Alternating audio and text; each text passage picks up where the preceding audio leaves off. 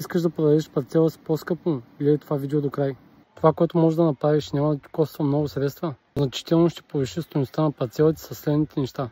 Вкара имота в регулация. Цената варира между 2 и 4 хиляди лева според населеното място и сложността.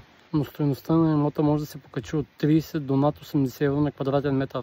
Подай искане за становище за присъединяване към електроразпределителното дружество. Струва около 100 лева. Това показва, че парцелът може лесно да се електрифицира. Подай искане за становище за присъединяване към ВиК. Това също ще струва между 100 и 150 лева. Определи точните граници на имота с геодезическо заснемане. Това ще струва между 300 и 800 лева. И в заключение може да кажем, че парцел от 1 декар от цена 20 000 евро може да достигне до 200 000 евро в регулация с ПУП, с становище за присъединяване към електроразпределителното предприятие ВиК и за заснемане.